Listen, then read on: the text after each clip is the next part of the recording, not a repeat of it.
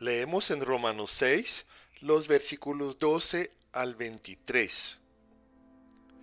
No reine pues el pecado en vuestro cuerpo mortal, de modo que lo obedezcáis en sus concupiscencias.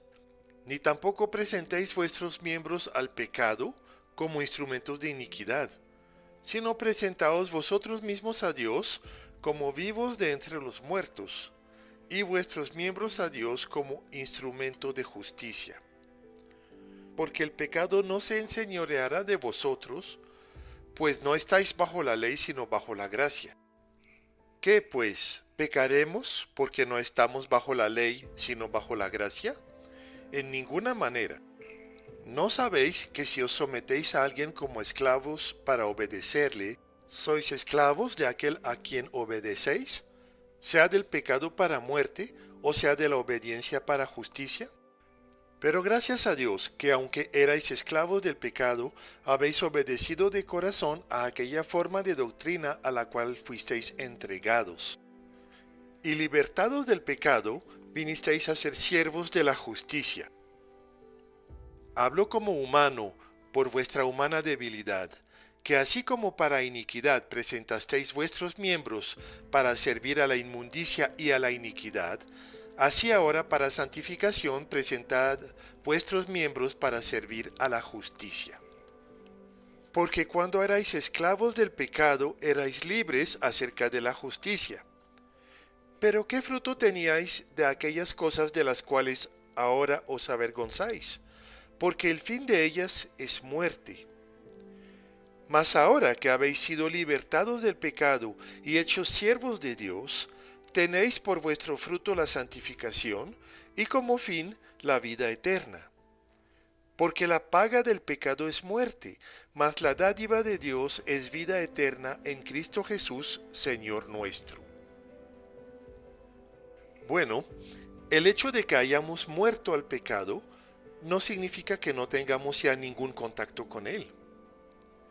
Antes de que conozcamos a Cristo, estábamos en dependencia total del pecado y de la carne. Ahora que hemos muerto y que nacimos a la naturaleza de Cristo, Dios permitió que permanezcan en nosotros este pecado y esta carne, como algo ajeno a nosotros, pero que nos sigue tentando. Hay que distinguir entre el pecado y los pecados. Los pecados son actos, pensamientos o actitudes contrarios a la voluntad de Dios. Siempre ofenden a Dios y producen daños en nuestro prójimo y en nosotros mismos. El pecado en sí es una fuerza, una pulsión que nos lleva a desobedecer a Dios y a cometer actos pecaminosos. En cuanto a la carne, es el actuar autónomo del ser humano cuando éste vive y obra por su propia cuenta, sin consultar a Dios ni obedecer su voluntad. La carne nació en el Edén cuando Adán decidió desobedecer a Dios, creyendo la mentira de la serpiente de que él podía ser como Dios. La carne entonces se sustituye a la guianza del Espíritu Santo para actuar según el pensamiento y la voluntad humana.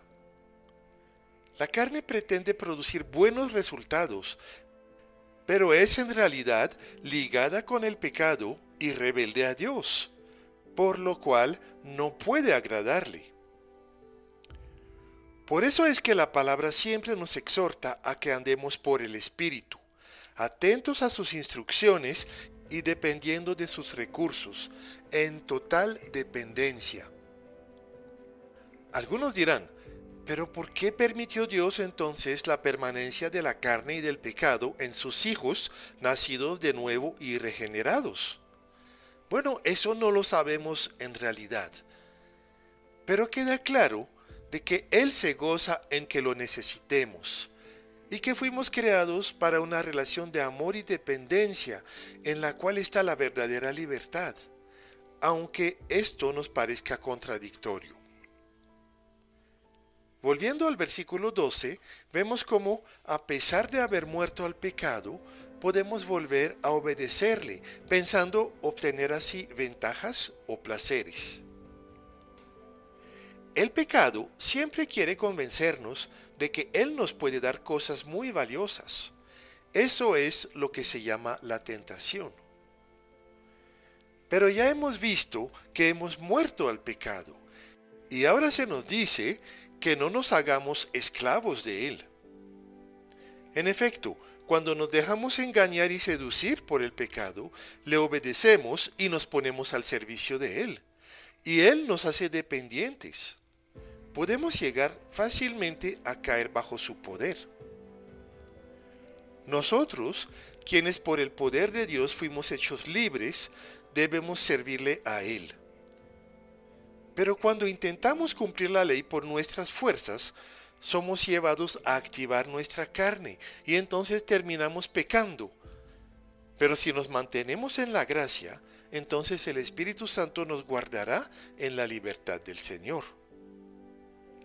Por estas razones, el versículo 15 nos exhorta a no tomar la gracia como permiso para pecar. Y el versículo 16 nos recuerda que, como hijos de Dios, podemos libremente escoger a quién vamos a servir. Por lo tanto, si escogemos servir al pecado, Él nos premiará con muerte. Pero si escogemos servir a Dios, entonces experimentaremos la justicia que Él nos regaló.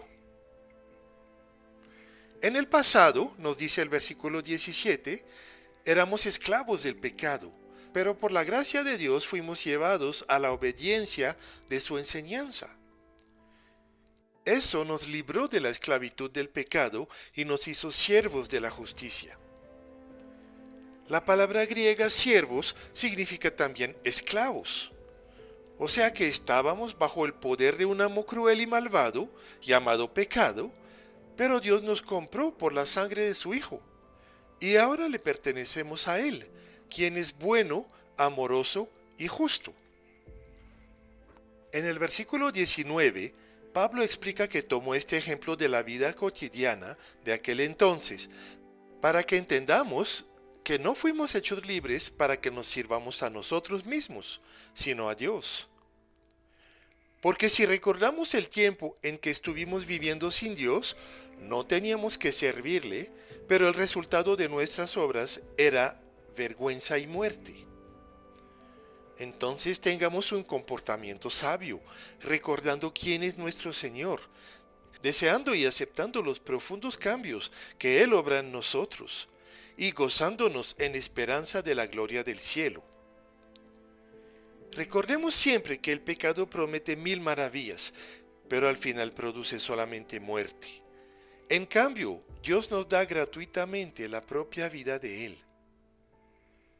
Terminando este capítulo, recordemos entonces las 3 razones para no pecar. Primero, que hemos muerto al pecado. Segundo, que éste nos esclaviza. Y tercero, que siempre produce muerte.